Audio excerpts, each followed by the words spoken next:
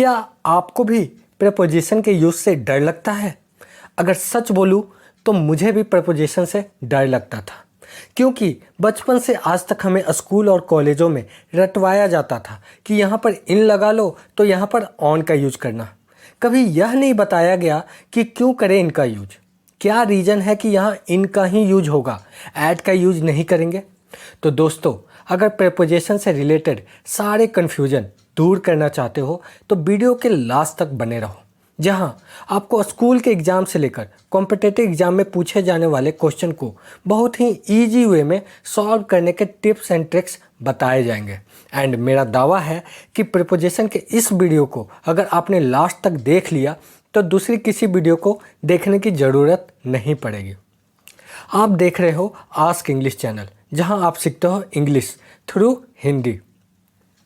Preposition के इस chapter को शुरू करने से पहले मैं आपको बता दूं कि मैंने पार्ट्स ऑफ स्पीच का सीरीज चालू किया है, जिससे कि आपके बेसिक इंग्लिश ग्रामर के सारे कॉन्सेप्ट क्लियर हो सके। अगर आपने हमारे पार्ट्स ऑफ स्पीच के सीरीज में इन सब वीडियो को नहीं देखा है तो एक बार देखना ज़रूर।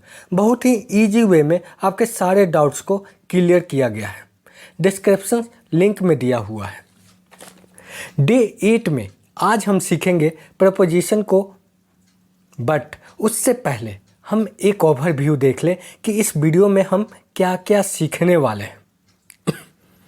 सबसे पहले हम एक नज़र डेफिनेशन पे डालेंगे कि प्रीपोजिशन होता क्या है।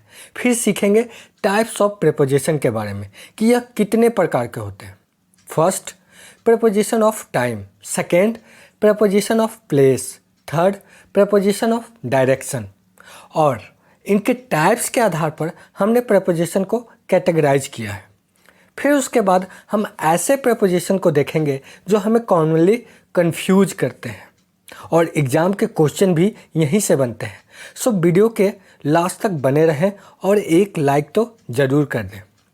आओ सबसे पहले प्रीपोजिशन के डेफिनेशन को चेक करते हैं। A word used before a noun or pronoun to show its relation with the other words of the sentence. ऐसे शब्द जो नाउन या प्रोनाउन को का उसके दूसरे शब्दों से रिलेशन बताए।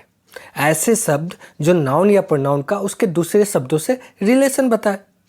ये तो हमारा प्रीपोजिशन का डेफिनेशन है। आओ इसे आसान शब्दों में समझते हैं। प्रीपोजिशन हमारा दो शब्दों से मिलकर बना है, प्री एंड पोजीशन। जैसा कि हम जानते हैं, प्री का मतलब होता है पहले और पोजीशन का मतलब होता है जगह। आओ इसे एग्जाम्पल से समझते हैं। The book is on the table. अभी अभी हमने पढ़ा कि ऐसे शब्द जो नाउन या प्रोनाउन का दूसरे शब्दों से उसका रिलेशन बताए। यहाँ पर द बुक हमारा नाउन है और ऑन हमारा प्रीपोजिशन है एंड टेबल हमारा नाउन या ऑब्जेक्ट है। यहाँ पर देखोगे कि बुक टेबल पर है। यहाँ बुक और टेबल का रिलेशन किसने बताया? तो यहाँ पर ऑन से मालूम चल रहा है बुक टेबल पर है, मतलब दोनों के रिलेशन को प्रीपोजिशन बता रहा है। The book is on the table. ये तो था प्रीपोजिशन का डेफिनेशन, जो अब आपको अच्छी तरह से क्लियर हो गया होगा। जैसे जैसे वीडियो में आगे बढ़ोगे वैसे वैसे आपके कॉन्सेप्ट और भी ज़्यादा क्लियर हो जाएंगे। अब हम सीखेंगे टाइप्स ऑफ प्रीपोजिशन के बारे में। मेनली 3 टाइप्स ऑफ प्रीपोजिशन होते हैं। First, preposition of time. Second, preposition of place. And third, preposition of direction. First हमारा प्रीपोजिशन ऑफ टाइम है, use to show when something is happening.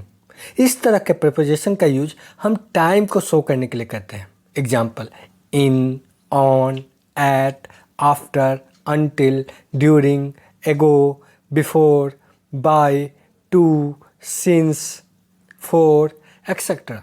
There are so many, but मैंने यहाँ जो मुख्य रूप से जो हम यूज करते हैं उसी का जिक्र किया है। एग्जाम्पल से समझते हैं। We will be meeting on Friday. Can you come after some time? We have been speaking English since childhood. यहाँ पर आप देखोगे तो इन सेंटेंस में टाइम का जिक्र हुआ है और उनके लिए अलग अलग प्रीपोजिशन यूज किया है। इसे आगे और भी अच्छी तरह से क्लियर करेंगे। नेक्स्ट, प्रीपोजिशन ऑफ प्लेस, यहाँ फिर या फिर पोजीशन, इसे आप प्रीपोजिशन ऑफ प्लेस या पोजीशन दोनों में कोई भी कह सकते हो। इंडिकेट द प्लेस और पोजीशन ऑफ समथिंग, इस तरह के प्रीपोजिशन का यूज हम किसी चीज़ के पोजीशन को दिखाने के लिए करते हैं या फिर प्लेस को दिखाने के लिए। Example, in, on, at, behind, over, between, in front of, near, under, beside, etcetera. Example, Saumya hid behind the door. The horse jumped over the fence. The bag is near the table. ये ऐसे preposition थे जो commonly place या position को show करते हैं। आओ अब नेक्स्ट देखते हैं, प्रीपोजिशन ऑफ डायरेक्शन या फिर आप मूवमेंट भी कह सकते हो। Preposition of movement used to denote the direction in which something travel or moves. इस तरह के प्रीपोजिशन का यूज हम तब करते हैं जब किसी चीज़ में मूवमेंट हो, मतलब वह रुकी ना हो, उसमें मोशन हो, गति हो। Example, to, from, across, into, toward, down, over, on to, etcetera. Example, Mohit jumped into the river, Amit went to water park. यहाँ पर आप देखोगे तो यहाँ डायरेक्शन की बात हो रही है। अमित कहाँ गया था? तो वाटर पार्क गया था। ये तो मैंने आपको टाइप्स ऑफ प्रीपोजिशन बता दिया। अब इस वीडियो का सबसे इम्पोर्टेंट पार्ट देखते हैं, कॉमनली कन्फ्यूज्ड प्रीपोजिशन। यहाँ पर हम ऐसे प्रीपोजिशन के बारे में सीखेंगे जिसको यूज करने में हर समय कन्फ्यूज होते हैं। इन, ऑन, एट, ये ऐसे प्रीपोजिशन हैं जो हमें सबसे ज़्यादा कंफ्यूज भी करते हैं और एग्ज़ाम में फिल इन द ब्लैंक्स के क्वेश्चन भी इन्हीं से होते हैं। इसे समझाने के लिए मैंने इस चार्ट का यूज किया है जिससे आप आसानी से समझ सकोगे। और इस चार्ट को आप साथ के साथ एक बार ड्रॉ ज़रूर करना, क्योंकि तभी यह चार्ट आपके दिमाग में फिट हो पाएगा और लाइफ टाइम आपको याद भी रहेगा। इन, ऑन, एट को हमने टाइप्स ऑफ प्रीपोजिशन में भी देखा था, जिसका यूज प्रीपोजिशन ऑफ टाइम और प्रीपोजिशन ऑफ प्लेस में किया गया था। आओ इस चार्ट से पहले प्रीपोजिशन ऑफ टाइम को समझते हैं। इनका यूज हम तब करते हैं जब हम जनरल टाइम का यूज करते हैं, जैसे months, years, centuries and long period के लिए। Example, in summer, in 2023, in July, in the past, in the future, in the last century. But जब हम स्पेसिफिक टाइम को शो करते हैं तो हम यूज करते हैं ऑन का, जैसे days of the week, dates, days of the month, holiday को बताने के लिए। Example, on Sunday, on 10th July, on Holi, on Diwali, on 5th July 2023। लेकिन जब वेरी स्पेसिफिक टाइम के बारे में बात करेंगे तो हम यूज करेंगे एट का, मतलब जब किसी एग्जैक्ट टाइम की बात करेंगे तो एट का यूज करते हैं। Example, at 9 o'clock, at noon, at dinner time, at 7:30, at night. ये तो था प्रीपोजिशन ऑफ टाइम। अब आओ चेक करते हैं प्रीपोजिशन ऑफ प्लेस। जैसा कि चार्ट में आपको दिख रहा है कि बड़े के लिए इनका, उससे छोटे के लिए ऑन का और सबसे छोटे के लिए एट का। आओ इसे एग्जाम्पल से एक एक करके समझते हैं। इनका यूज हम जब प्लेस की बात करते हैं तो दो तरीक़ों से करते हैं। पहला तो बहुत बड़े जगह को दिखाने के लिए या फिर एनक्लोज स्पेस के लिए, मतलब जब आप कहीं हो और उसके चारों तरफ दीवार हो तो हम इनका यूज करते हैं, जैसे in the classroom, in hotel. बड़े जगहों के लिए in Delhi, in India, in the car. And on का यूज सरफेस को शो करने के लिए करते हैं, जैसे on the wall, on the road, on the second floor, on a bus, on A train. Vehicle में कब ऑन यूज करेंगे और कब इन का यूज करना है, इसे ऑलरेडी शॉर्ट्स में मैंने बता रखा है। हमारे शॉर्ट्स को एक बार चेक ज़रूर करना, क्योंकि एग्ज़ाम में अक्सर इन्हीं से क्वेश्चन आते हैं। लिंक डिस्क्रिप्शन में है।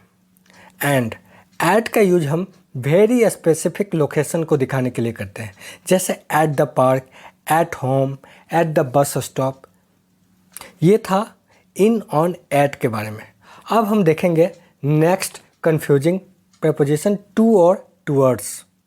ये दोनों प्रेपोजिशन डायरेक्शन को शो करते हैं, मूवमेंट टू ए डेस्टिनेशन। आओ इसे एग्जाम्पल से समझते हैं। I am going to Red Fort. जब आप स्पेशली लाल किला ही जा रहे हो तब यूज करोगे टू का। I am going towards Red fort. Towards का यूज तब करते हैं जब हम उस स्पेसिफिक जगह पर ना जाकर उसके आसपास के इलाके में जाना हो। जैसे मुझे लाल किला के आसपास शॉप है, वहाँ जाना है, तब हम यूज करेंगे टूवर्ड्स का। I am going towards Red Fort. Next confusing preposition under and below, जिसका मतलब होता है नीचे। The cat is under the box. यहाँ पर आप देखोगे जो कैट है बॉक्स के अंदर बैठी है, अंदर है, इसलिए हम यूज करेंगे अंडर का। बट बिलो का यूज हम तब करते हैं जब लेबल देखते हैं। The box is below the cat, मतलब जो बॉक्स है वो कैट के लेबल से नीचे है, इसलिए हम यूज करेंगे बिलो। अगर आप चेयर पर बैठे हो और कोई चीज़ आपके लेवल से नीचे है तो हम यूज करेंगे बिलो का। नेक्स्ट कंफ्यूजिंग प्रपोजिशन है ऑन एंड अबव।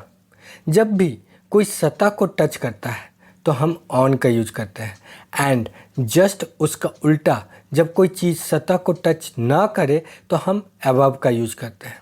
आओ इसे एग्जाम्पल से समझते हैं। The book is on the table. यहाँ पर बुक टेबल के सतह से टच कर रहा है, इसलिए हमने ऑन का यूज किया। बट जब हम कहते हैं the clock is above the self, तब आप देखोगे सेल्फ घड़ी को टच नहीं कर रहा है, इसलिए हम यूज करेंगे अबव का। ये जो छोटे छोटे टिप्स आपको दे रहा हूँ ये बहुत ही हेल्पफुल है एग्ज़ाम में टाइम सेविंग के लिए। तो दोस्तों, अगर वीडियो अच्छी लग रही हो तो प्लीज़ एक लाइक तो ज़रूर कर देना। अब आ जाओ नेक्स्ट कन्फ्यूजिंग प्रेपोजिशन देखते हैं। इन फ्रंट ऑफ और बिहाइंड। इन फ्रंट ऑफ का मतलब होता है सामने। The ball is in front of the box. यहाँ पर आप देखोगे जो बॉल है वो ठीक बॉक्स के सामने है, इसलिए यूज करेंगे इन फ्रंट ऑफ। बट बिहाइंड का मतलब होता है पीछे। The ball is behind the box. जैसा कि इमेज में भी दिख रहा है, बॉल बॉक्स के जस्ट पीछे है, इसलिए यूज होगा बिहाइंड का। Next confusing preposition between and among, के बीच में। बिटवीन का यूज हम दो वस्तुओं के बीच में करते हैं, बट अमोंग का यूज हम दो से अधिक वस्तुओं के बीच में करते हैं। आओ इसे एग्जाम्पल से समझते हैं। The pencil fail between the two books. यहाँ पर पेंसिल जो गिरा है वो दो बुक्स के बीच में गिरा है, इसलिए हम बिटवीन का यूज करेंगे। बट वहीं जब पेंसिल बहुत सारी बुक्स हैं उनके बीच में गिरा होगा तो हम यूज करेंगे अमोंग का। The pencil fail among the many books, जैसा कि आप पिक्चर में भी देख रहे हो। I am sitting between my brother and sister. यहाँ पर दो के बीच की बात हो रही है, ब्रदर एंड सिस्टर, इसलिए बिटवीन का यूज करेंगे। Distribute the chocolates among the students. यहाँ पर बहुत सारे स्टूडेंट्स हैं, इसलिए अमोंग का यूज किया गया। Next confusing preposition across and through. दोनों का हिंदी मतलब होता है इस पार से उस पार, लेकिन दोनों में बहुत ज़्यादा डिफरेंस है। आओ इसे एग्जाम्पल से समझते हैं। I went across the river and the car went through the tunnel. जब हम खुले एरिया की बात करें, वो भी इस पार से उस पार जाने के लिए, तो हम यूज करेंगे अक्रॉस का। I went across the river. यहाँ पर नदी के इस पार से उस पार जाना है और नदी हमारा खुला एरिया है, इसलिए यूज करेंगे अक्रॉस का। बट वहीं जब हम इनक्लोज एरिया की बात करेंगे तो यूज करेंगे थ्रू का, मतलब चारों तरफ से बंद एरिया के लिए थ्रू का यूज करते हैं। The car went through the tunnel. यहाँ पर टनल खुला एरिया नहीं है, ये एक बंद एरिया है, इसलिए यूज करेंगे थ्रू का। नेक्स्ट कंफ्यूजिंग प्रीपोजिशन है अलोंग एंड अराउंड। अलोंग का यूज सीधे जाने के लिए करते हैं और अराउंड का यूज हम घूम कर जाने के लिए करते हैं। आओ इसे एग्जाम्पल से समझते हैं। Shaurya is walking along the road. यहाँ पर सौर्या सीधे जा रहा है, इसलिए अलॉन्ग का यूज किया गया। They are walking around the lake. यहाँ पर देखोगे कि लेक के सीधे सीधे नहीं जा रहे हैं, हम घूम के जा रहे हैं, इसीलिए यूज करेंगे अराउंड का। इस तरह के और भी प्रपोजिशन होते हैं जो कि कन्फ्यूजन पैदा करते हैं और सभी को एक वीडियो में कवर करना आसान नहीं है। इसलिए इस चैनल पर मैं हर दिन शॉर्ट्स अपलोड करता हूँ जिसमें प्रपोजिशन के यूज़ से लेकर आपके वोकैब और कॉम्पिटिटिव एग्ज़ाम में पूछे गए प्रीवियस क्वेश्चन को भी बहुत आसान तरीक़ों से सॉल्व करने के टिप्स एंड ट्रिक्स बताए जाते हैं। एंड सभी का प्लेलिस्ट भी बना हुआ है जिसमें प्रपोजिशन का भी है। एंड टाइम टू टाइम मैं प्रपोजिशन के लॉन्ग वीडियो अपलोड करता रहूँगा जिससे कि आपका प्रपोजिशन चैप्टर अच्छी तरह से क्लियर हो सके। एंड एट लास्ट आपसे रिक्वेस्ट है कि कमेंट तो ज़रूर करें और वीडियो अच्छी लगी हो तो अपने दोस्तों के बीच शेयर ज़रूर करना जिससे कि उनकी इंग्लिश भी अच्छी हो सके। नेक्स्ट वीडियो में हम पढ़ेंगे कंजक्शन के बारे में जो कि हमारा डे 9 होगा। अगर अभी तक आपने हमारे आस्क इंग्लिश चैनल को सब्सक्राइब नहीं किया है तो आज ही सब्सक्राइब करें और बेल आइकन को भी दबा दें जिससे कि हमारे वीडियो का नोटिफिकेशन आपको टाइम टू टाइम मिलता रहे। तो मिलते हैं आपसे हमारे नेक्स्ट वीडियो कंजक्शन में। Thanks for watching ask English.